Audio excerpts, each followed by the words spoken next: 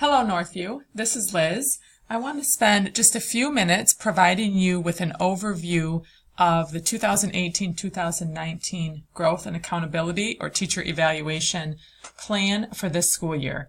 You can come back to this if you have questions throughout the year, or ask your administrator or Danielson Steering Committee member if you have any questions.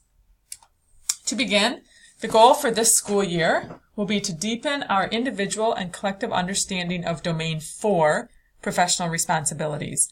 If you recall, for the past 2 years, our focus for our evaluation system has been on Domain 4, and we will continue with that this school year.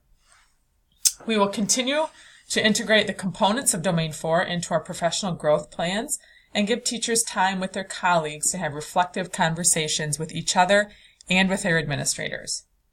This year, we will also be adding Domain 1 to our evaluation cycle, which is planning and preparation. And we'll talk in a minute about how that integrates with our priority standards and our student learning objectives.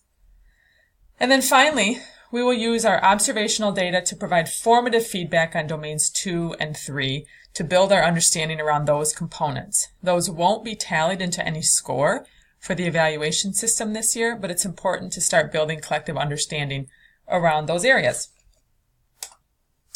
So what's new for this school year? New for us this year is the addition of Domain 1, which again I'll speak to in a minute, as well as the addition of mini learning labs and off-cycle opportunities for some teachers. Domain 1 of the Framework for Teaching focuses on planning and preparation. There are 6 components: demonstrating knowledge of content and pedagogy, demonstrating knowledge of students, setting instructional outcomes, demonstrating knowledge of resources, designing coherent instruction, and designing student assessments. These 6 components will be added to the scoring part of our evaluation and tie directly into the work that we've already been doing around priority standards, which is agreeing to the set of standards that our students should understand or be able to do before they leave a class, as well as setting instructional outcomes like learning targets, which is included in the unpacking process of priority standards. This is also important when you're setting your student learning objectives. You need to know what your students are expected to learn and how you're going to know whether they learned it or not. Here's a more up-close visual of Domain 1, which gives you some more concrete information around each component.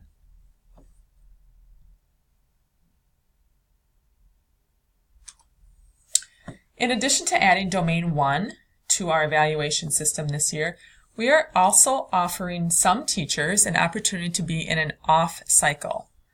For tenured staff members who have been either effective or highly effective for the past 2 years, the state law allows us to not observe those teachers every school year.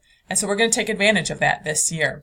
So if you meet those criteria, you may elect or register your interest to be in an off cycle. Not every teacher will be able to be in an off cycle this year, so we'll be rotating. If a teacher is selected this year, they will be back in an on cycle next year. So a little bit more information about that. Teachers who elect to be in an off cycle or who are chosen to be in an off cycle must agree to participate in a mini learning lab with their colleagues. So instead of being observed by your administrator and going through the traditional observation process, instead, you're going to have an opportunity to get into each other's classrooms and participate in a structured protocol around a learning lab. So a few notes about this.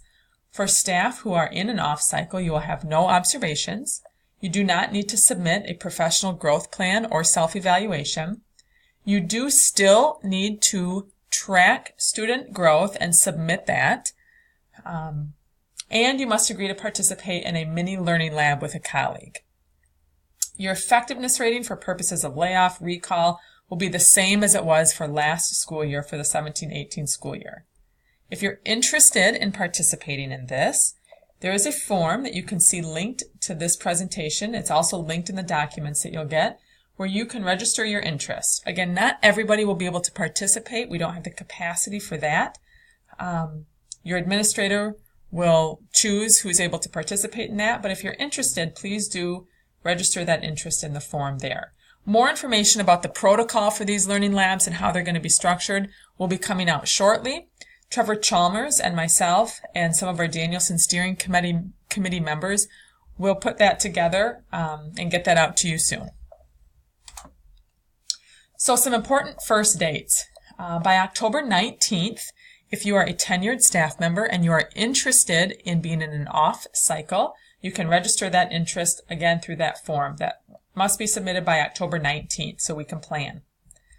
For those of you who are not interested in participating or weren't chosen to participate this first year or who don't meet the qualifications, your self-evaluation as well as your professional growth plan must be submitted by Halloween, October 31st. The professional growth plans will be very familiar from last year, and the self-evaluation is also pretty straightforward and it will be available in Frontline as well.